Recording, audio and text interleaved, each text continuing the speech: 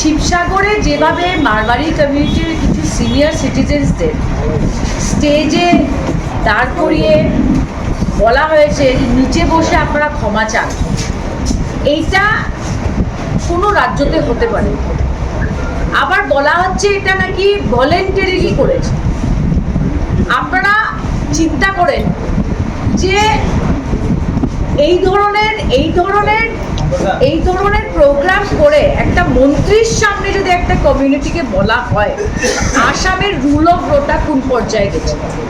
আজকে আমি জিজ্ঞেস করতে চাই যে মুখ্যমন্ত্রী যখন ফেসবুক লাইভ করেন, উনি বলেন পরেশ বড়ুয়া ডাঙ্গরিয়া, এরা কাদের দল? বিজেপি যখন কংগ্রেসের একজন নেতা বলেছিল বিন লাদেন জি, ওরা খুব খারাপ পেয়েছিল, তো পরেশ বড়ুয়াকে ডাঙ্গরিয়া করে আসামের মুখ্যমন্ত্রী যিনি গৃহমন্ত্রী বলেন, এটার মানে কি?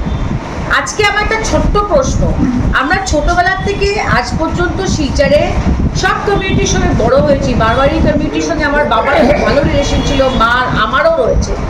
আজকে আমরা দেখেছি আলফা একটা ব্যান্ড অর্গানাইজেশন, আলফার ওরা সারেন্ডার করে যখন সালফা হয়, তখন ওদের কি কোনোখানে স্টেজে দাঁড়িয়ে ক্ষমা চাওয়ানো হয়েছে ওদের? আমি প্রশ্ন করছি কেন না? যদি মনে হয় যেটা ঠিক যে কমিউনিটির একজন দোষ করলো সমস্ত কমিউনিটিকে ক্ষমা চাইতে হবে, তবে আমার প্রশ্ন থাকলো ওদের কাছে যারা এই প্রোগ্রামটা করেছেন একটা মন্ত্রীকে সামনে রেখে, যে আলফা ৪,৫০০ মানুষটা কত মানুষের হত্যা হয়েছে, এটা অমিত শাহ বলেছেন, ওদের কি কোনোখানে ক্ষমা চাইতে হয়েছে সালফা হওয়ার পরে? হয়েছে নাকি? আর হেমন্ত বিশ্ব শর্মা টিভিতে পরেশ বড়ুয়া ডাঙ্গরিয়া মানে কি? মানে বিন লাদেন জির মতোই হলো। বিজেপি যখন মনে করে ইলেকশন হারবে, তখন হিন্দু মুসলমানের মধ্যে ডিভিশন করে। আর মুখ্যমন্ত্রী বুঝতে পারছেন যে ওনার পজিশন সমস্ত আসামের খুবই খারাপ।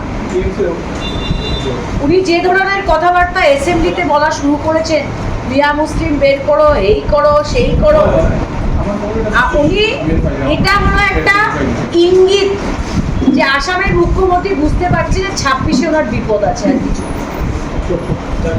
হ্যাঁ, উনি করিমগঞ্জে ভোট ডিভিশন করলেন, যে কোনো একটা কমিউনিটিকে করলেন খিলঞ্জিয়া দিল। এই যে 3 দিন ঘুরে গেলেন বরাকে, ওদের সঙ্গে বসেছে নাকি মুখ্যমন্ত্রী? This is BJP. যে ইলেকশন চলে যাবে, উনি মিয়া নন মিয়া সবার সঙ্গেই আলাপ আলোচনা করবেন, খোলামেলা করবেন ভোটের সময়। উনি কি মুসলিম কমিউনিটির ভোট কম চেয়েছেন করিমগঞ্জে এসে? ইলেকশনে ধিঙে গিয়ে সভাতে উনি কি ওদের ভোট চাননি? কি বলতে চাইছেন? এখন অ্যাসেম্বলিতে বড় লেকচার দিচ্ছে। আর কত ডিভাইড করবেন আপনি সোসাইটি?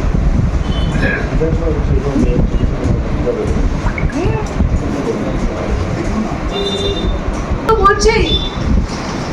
আর আপনি মিয়া মুসলিমের কথা কি বলছেন? মারবাড়ি সমাজকে কি করেছেন শিবসাগরে? উনি একটা মন্ত্রীকে বসিয়ে ওদের স্টেজে ঘুটনায় বসিয়ে ক্ষমা চাওয়ানো হয়েছে। কি ধরনের বক্তৃতা রাখা হয়েছে ওইখানে? আমরা ছোটবেলার থেকে শিলচরে মারওয়ারি কমিউনিটির সঙ্গে বড় হয়েছি। ওর তো বয়স কম, জিজ্ঞেস করবি উত্তম দা ওদের। যখন আমার বাবা মন্ত্রী ছিলেন, শিলচর শহরে এরকম একটা ঘটনা হয়েছিল, মনে আছে উত্তম দা? দীপিকা দেব এমএলএ ছিলেন। হ্যাঁ, তখন Honda Majumdar DC Cachar curfew দিয়েছিল। সন্তোষ মোহনদেব যেদিন বড়াকে পা রেখেছিলেন, বলছিল আমরা মিলেমিশে থাকবো, কারফিউ উঠাও। সব সমাজকে নিয়ে বসে এটা ঠিক করে দিয়েছিলেন। কাউকে বলেননি ঘুটনা যে এরকম নেমে এরকম যত মাথা নত করে ক্ষমা চাও কোনোদিন বলেনি।